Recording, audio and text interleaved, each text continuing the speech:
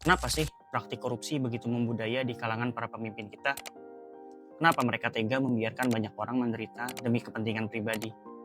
Yang mengejutkan, jawabannya bisa jadi bukan cuma soal mereka, tapi juga kita. Ya, mungkin kita juga terlibat, bukan secara langsung, tapi lewat budaya dan kebiasaan kecil yang kita anggap sepele setiap hari. Gimana bisa? Yuk tonton video ini sampai selesai. Dan jangan lupa share pendapat kamu di kolom komentar. Korupsi biasanya muncul dari dua hal. Kurangnya pemahaman, mana yang boleh dan mana yang tidak. Atau niat sadar untuk memperkaya diri tanpa peduli aturan atau norma. Yang pertama bisa kita pahami. Mungkin karena kurangnya pendidikan anti korupsi. Solusinya jelas, yaitu tentang akses pendidikan anti korupsi. Tapi yang kedua, lebih kompleks, lebih dalam. Karena niat itu tidak tumbuh dalam semalam. Dia tumbuh dari pengalaman hidup, lingkungan sosial, dan nilai yang dibentuk dari kecil.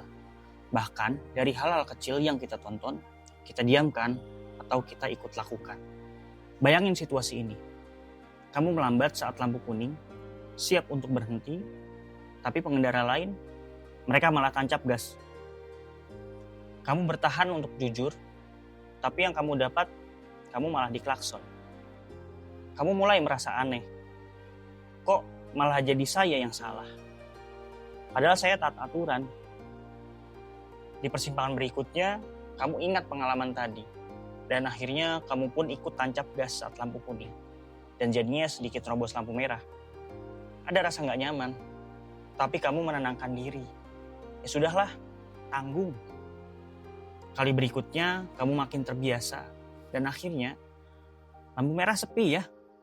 Tancap gas deh. Kamu jadi orang pertama yang terobos lampu merah. Bahkan orang di belakangmu ikut-ikutan. Menjadikan kamu panutan.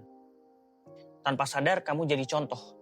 Bukan karena kamu niat, tapi karena kebiasaan kecil yang terus kamu ulang.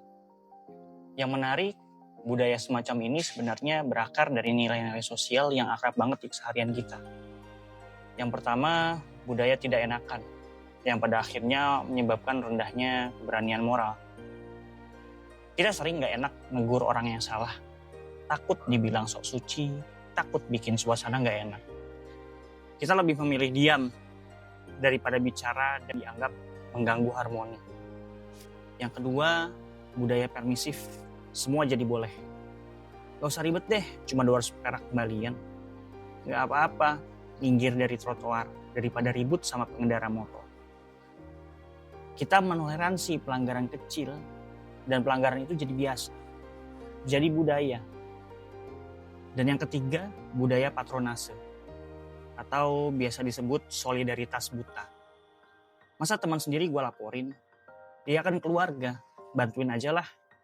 Kita memprioritaskan hubungan pribadi di atas prinsip. Padahal keadilan tidak mengenal siapa-siapa.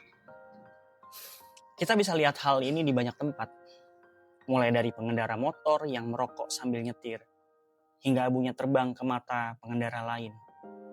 Tapi masyarakat justru memilih untuk diam. Orang bawa motor naik ke trotoar, sementara pejalan kaki harus ngalah. Hingga pembeli yang dihujat, dibilang pelit, tidak mau bersedekah oleh netizen. Karena meminta kekurangan kembalian 200 rupiah, yang sebenarnya merupakan haknya pada kasir minimarket yang justru memiliki kewajiban untuk mengembalikan hak pembeli secara penuh sekecil apapun nilainya. Dan yang paling menyedihkan dari semua ini sebenarnya bukan soal pelanggarannya, tapi bagaimana reaksi kita. Yang benar diam, yang netral terbawa arus, dan yang salah malah makin berani. Teman-teman, korupsi itu bukan hanya tentang nyolong uang negara. Korupsi adalah penghancuran nilai, dan itu dimulai dari diri, dari lingkungan, dari kebiasaan, dan dari budaya yang kita biarkan tumbuh begitu saja. Kalau kita ingin para pemimpin berubah, kita juga harus berani untuk berubah. Dari hal-hal kecil. Berani taat meski sendiri, berani menegur meski gak nyaman, berani menolak yang salah, walau semua orang menganggap itu hal biasa. Kalau kamu pernah ngalamin dilema seperti ini, coba ceritain di kolom komentar. Apakah kamu tetap taat atau justru kamu terbawa oleh suasana? Dan jangan lupa share video ini ke orang-orang yang kamu harap akan tetap jujur meskipun dalam kondisi yang serba permisif seperti ini. Karena perubahan besar selalu dimulai dari perubahan kecil.